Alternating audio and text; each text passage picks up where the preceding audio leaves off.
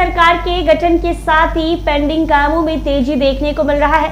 ऐसे में नई सरकार में बिहार पर भी विशेष ख्याल रखा जा रहा है। यही वजह है कि नई सरकार गठित होने के साथ ही राज्य को नई नई सौगात मिलने लगी है। केंद्र सरकार ने बिहार के 2 एक्सप्रेसवे बनाने का रास्ता साफ कर दिया है।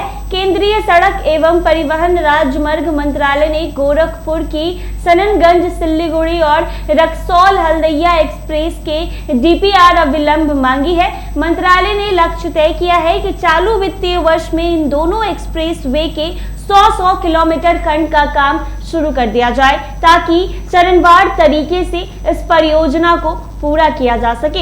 इस परियोजना को डीपीआर भारतमाला परियोजना के तहत बनाया जा रहा था, लेकिन कतिपय कारणों से यह ठंडे बस्ते में चला गया था। लेकिन अब केंद्र सरकार ने विजन 2047 के तहत इन सड़कों का निर्माण तेजी से करने का निर्णय लिया है। केंद्र सरकार ने भारतमाला 2 के तहत 5077 किलोमीटर एक्सप्रेसवे की मंजूरी दे दी है। इसमें बिहार के दोनों एक्सप्रेसवे को शामिल किया गया है। रक्सौल से शुरू होकर हल्दिया तक जाने वाले एक्सप्रेसवे 719 किलोमीटर लंबा है। यह बिहार के अलावा झारखंड होते हुए पश्चिम बंगाल में समाप्त होगा, जबकि गोरखपुर किशनगंज सिल्लीगुड़ी एक्सप्रेसवे की लंबाई 521 किलोमीटर होगी। उत्तर प्रदेश से शुरू होने के बाद यह एक्सप्रेसवे बिहार होते हुए पश्चिम बंगाल में समाप्त होगा। इस एक्सप्रेसवे की एक खासियत ये भी है कि इसका गोरखपुर पानीपत एक्सप्रेसवे से भी जुड़ाव हो जाएगा। इसी तरह पानीपत से गोरखपुर होते हुए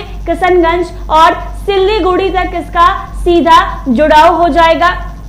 उधर इस परियोजना को लेकर उप मुख्यमंत्री सह पथ निर्माण मंत्री विजय कुमार सिन्हा ने कहा है कि Raxaul Haldia high speed corridor के लगभग 367 किलोमीटर तक, Gorakhpur Kishanganj high speed corridor के लगभग 416 किलोमीटर सड़क का निर्माण होगा। इसके अतिरिक्त पहले से ही वाराणसी कोलकाता एक्सप्रेसवे की 170 किलोमीटर लंबी सड़क पर काम चल रहा है।